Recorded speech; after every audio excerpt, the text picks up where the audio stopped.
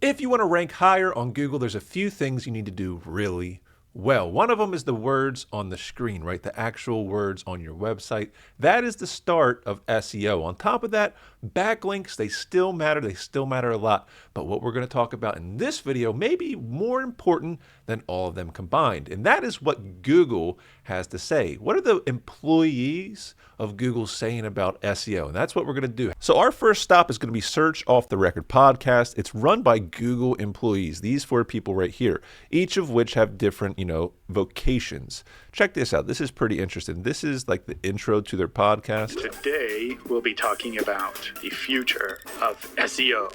What could possibly go wrong, John? So, they joke around and, do that kind of stuff, which is fun. But more importantly for us, we can see what they're saying recently because they do these podcasts on a regular basis. And something that John said, this guy right here, John Mueller, this guy, I'm going to scroll down a bit, search relations lead. John leads the team. I'm going to read this, which tries to improve the relations between those who make Google search engine and those who make content that's searched for, right? That's us. We make content that's searched for. And John is like the in-between of Google, right? In between Google and us. So by listening to these experts in their field, right, they are very close to Google. We will be able to learn for our website so we can rank higher and make more money online. So this is the episode that I was very interested in. Let's pick a domain name. At first glance, right, this is not something you'd think, ooh, there's so many SEO tips here. But if you dig a little deeper, and that's what I was doing, I think it was Saturday or something, you look down here, episode transcript. I just love going through here. I can read these things super fast. Maybe you can too. Download the transcript and learn. I'm going to show you as this thing goes on. There's some things they said and they scooched right over it, right? They just go right by. And it's like, whoa. What did he just say? And the connotations with what they said are very interesting for SEO. Search Engine Journal did, a little while ago, this was 2 years ago, 57 SEO insights from Google's John Mueller, right? Very interesting. But what I'm going to show you today is something that was from like 2 or 3 days ago. Very interesting. So it says, let's see here. This is like, look here. Look. See this? This is the top. We're all the way at the bottom, right? I'm going to Control F, coming soon. So they're talking about, websites, and whether or not you make a new website, should you have a coming soon page, right? Very simple concept. You've all seen it, right? Coming soon. What would you do once you have the domain? Would you just leave it unused until you're ready? Or would you have a coming soon page? Or would you 404 it? I wouldn't. So Gary says, I wouldn't have a coming soon page. Okay, oh boy. Well, we answered your question. They laugh. Okay, great. But here's what John says. I think the thing with the coming soon page is search engines will look at it and be like, oh, there's nothing here. We should stop looking at this website. And some guy, Martin's like, oh my God, that's not great. Nope. And you kind of want them to look at it when it's ready and not before it's ready. All right, listen, that's it. That's it right there. That's what he said. You kind of want them to you want Google to look at your website when it's ready, not before it's ready. All right. So take a second, think about that. What does that mean for us as SEOs? Because we often do this backwards. Check this out. We're going to go a step further. This is Search Engine Journal. They did an article last year, and John is quoted in here. Internal linking, right? It's super critical for SEO. So there's John, cool guy, fun guy. Let's see here. So internal linking is important. John Mueller answered if internal linking was important. Yes, absolutely. It's something where internal linking is super critical for SEO. I think it's one of the biggest things that you can do on a website to guide Google and guide visitors to the pages you think are important. This is something I teach in the masterclass, right? We have money pages, we have tier 1 pages. But how we usually do that, listen to me, how we usually do this is a little off and it's a little difficult. It's hard to avoid. But say you have 100 posts, 100 blog posts, and you're adding the next one, 101, and you're trying to fold it in and internally link throughout. That's very difficult. But what is the alternative? How can we use what John is saying? What is the alternative here? So that leads us to the honeymoon phase or the sandbox phase, right? Here's John again. He does a lot of talks because he is like the middleman between SEOs and Google, right? That's his job. So here's the question asked. A lot of people, and let me just start by saying this. A lot of people believe in the sandbox phase, the honeymoon phase. I kind of do. But let's see what John says. So here's the question. We see a spike in traffic shortly after introducing new types of pages, followed by tapering off. So they're saying this is someone asking John, I see when I post a new page on my website, a lot of great impressions, some traffic, and then it tapers off. So let's see what John has to say about this, right? I think probably what is happening, there's kind of this period where we recognize the new content. All right, we can crawl and index the new content, but we don't have a lot of signals for that new content yet. So John is saying here, there is a period of time for new content. It's a special time. It's special in that it's different than the rest of the time, right? There's this kind of period where we recognize the new content, all right? And then we have to make assumptions. And our system tries to make assumptions where they think this is probably in line with the rest of the website. It's very interesting. It's very interesting. So let's see what he keeps saying. But sometimes those assumptions are on the high side where we say, ooh, this is fantastic content, probably. So this phase in time, right, this honeymoon, this sandbox phase for existing websites is kind of better for a website. They're giving you the benefit of the doubt. Now, scrolling down a bit, let's see here. There's John right here. Let's see what he has to say. But sometimes those assumptions are kind of on the high side where we say, oh, this is fantastic content, probably.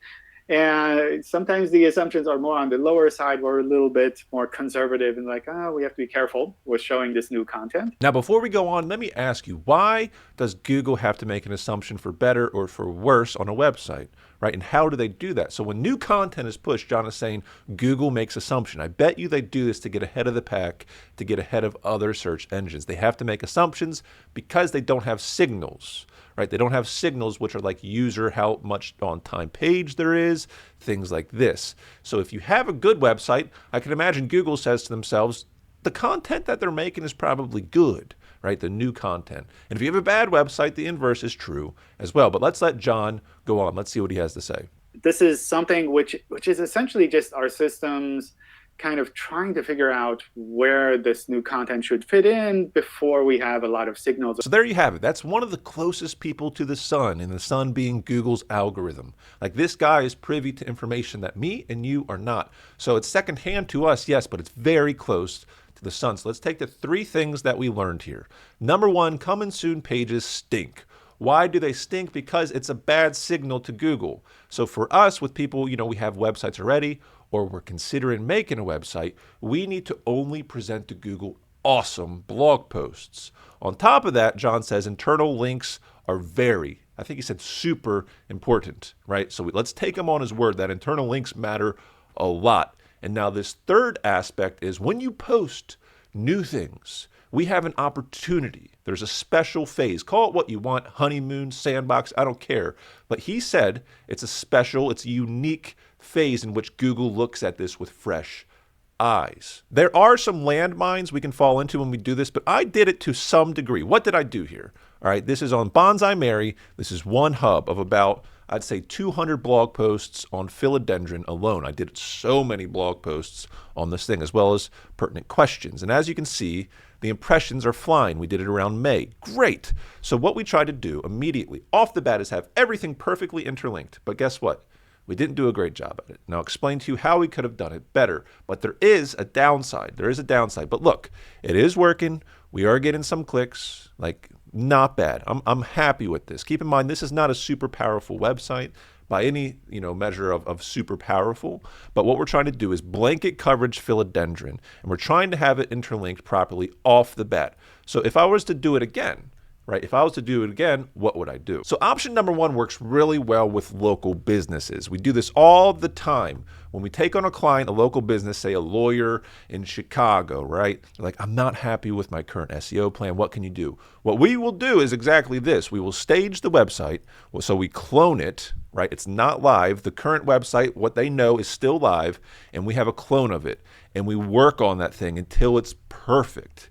SEO, right? And then we post it live. It's like a resuscitation, right? What are those things called? The paddles? It's like forcing Google to look at this website with fresh eyes. Now, when we do that tactic, it's very, very important to keep the URLs. This is from John again, right?